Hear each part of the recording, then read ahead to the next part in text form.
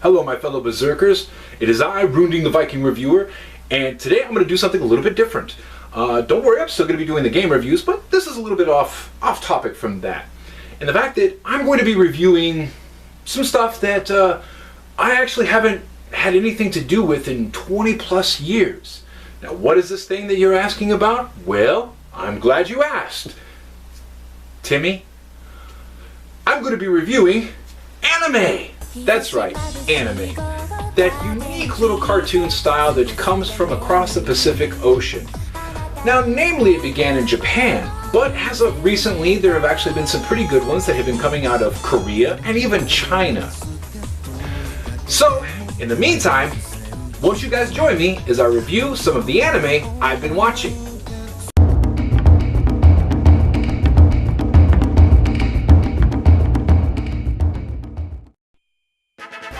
Rosario plus Vampire.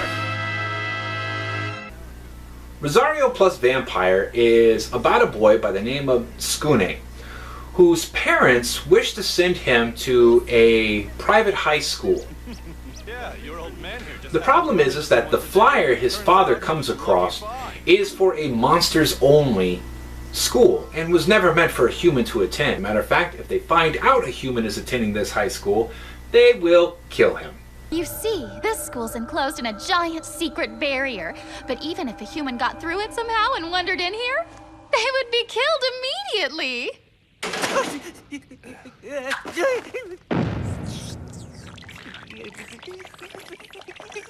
On the bus ride there, Skune immediately starts to notice that he's not quite in Kansas anymore.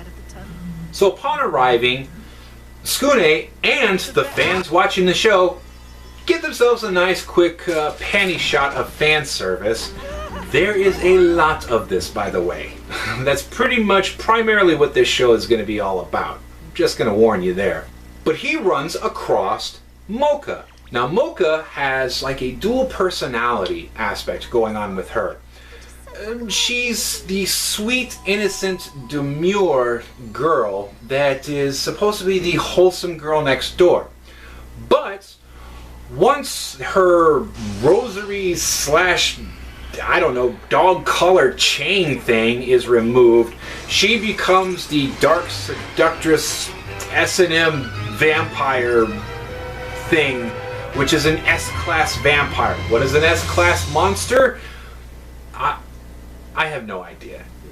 Apparently in a lot of these animes they like to give things rankings. I don't know. I don't get it. They've been doing it for years. Anyway, so Mocha and Skune quickly form a relationship with one another. It takes a little bit of time, but Mocha eventually does find out that Skune is a human, and she also becomes kind of addicted to his blood. I don't know about you guys, but the relationship between these two is a little bit weird. She cares about him, but more often than not, she's pretty much just sucking him dry and draining him dry. Plus, on top of that, there's another problem that I have with this, and that is Skune himself. Skune is a pussy. I mean, this guy is a pussy. Even the voice actor. Now, I've heard this voice actor in other anime, and he actually has a really good range. But even he realized that the character of Skune was a puss. And his voice is gonna quickly grate on you. It's very whiny. Go ahead, take a listen. What if I turned out to be one of those humans you hate so much? Would you still feel the same way about me? I'm a human. I'm sorry, but that's what I am. And the only reason I'm even here at all is because of a major mix-up. I don't know about you guys, but to me, that was just, it's irritating. It's irritating to listen to him talk. Now, like I said before, this is pretty much a fan service anime with a bit of the harem aspect. And it's actually a really popular form of anime out there because, you know, women. It's you and me. So over the course of the anime, Skune actually comes in encounter with several other females in the school. The next one I actually liked. That's the succubus. Now, if you don't know what a succubus is, the whole purpose of a succubus is to drain your sexual energies. She is designed for sex. I just want to say that again. She is designed for sex. So, you know, women. Now in standard anime style, shenanigans ensue, there's a bit of a fight, and Mocha, being the S-class monster she is when she takes on her badass vampiric form, which, okay, hold on, by the way, you guys have got to check this out, because, you know what, I'm just gonna show you. Watch this.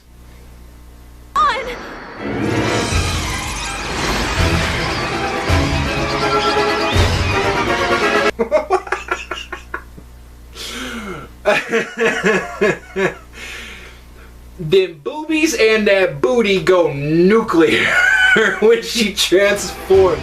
I mean, did you actually hear the Ghostbuster proton pack sound effects? The whole like I know, right?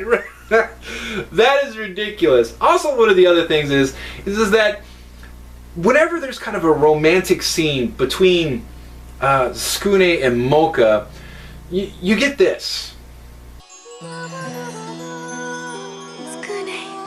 Mocha. Skune. Mocha. Now, I don't know about you guys, but I think that would be absolutely perfect if it were applied to just other regular shit that, I don't know, you like or love or whatever in life.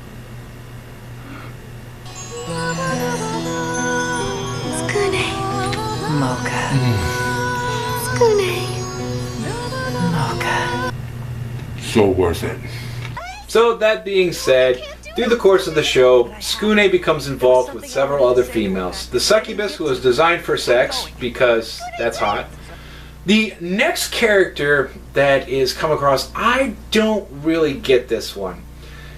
She's a witch, but she's like a little girl. This is kind of a disturbing trend that kind of continues out through a lot of the different anime that I'll be covering later on in the future. But when she first is introduced, she's introduced as a lesbian. She has the hots for Mocha. I mean, who could blame her, but... Duh! I want you to be my girlfriend! You're what? Come on, you know, that's a little kid. And then, for some reason within the next episode, now she likes Skune and is kind of in love with Skune. It's really weird how they go from the transition from one to the other. But there's a lot of banter back and forth between, you know, the succubus chick being like really busty and the witch chick being really flat and what have you. The typical banter that you see in a lot of these harem-like animes. You know, harems, because women. The next character to come about is, she's meant to kind of fit a little bit more of the outcast. She represents the tortured soul girl that, you know, the one that a lot of guys want to be the white knight for. To be honest with you, Rosario plus Vampire is, as far as fan service and harem genre goes, this one's really Saturday morning cartoony. For those of you that actually remember Saturday morning cartoons, there's not much that I would really call like out of sorts. The writing is okay, and the fact that, you know, they have some interesting plot lines every few episodes, and they do deal with some other topics that are actually kind of dark and sinister at times. But for the most part, it's real kid gloves shit. So, Rosario plus the Vampire, would I recommend it? It's good for a little while, but about mid-season, it really starts to lose its luster. Plus, not only that, but every time Mocha goes through the transformation, the narrator has to constantly say the same thing. It's just, here's a little sample. When the rosary seal over her breast is removed, Mocha's innocent self vanishes, and her inner vampire awakens.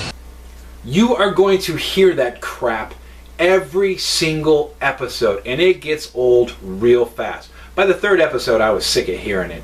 So, to be honest with you, I did not finish this series. It's okay until about mid-season, and then it's really going to lose its luster. So, there you go. That's just kind of my opinion about Rosario plus Vampire. Is it a good anime? It's okay. Would I recommend going out and getting it as quickly as possible? No. Would I recommend just giving it a watch through to see what you think about it? Yeah, I would. So, where you decide to go with it after that is kind of up to you. My personal opinion, though, it was mediocre. So there you go. So, yeah, that's pretty much it, guys. I am Runding the Viking Reviewer. And as always, until next time, contemplate this on the Tree of Woe. I'll see you later. Bye-bye.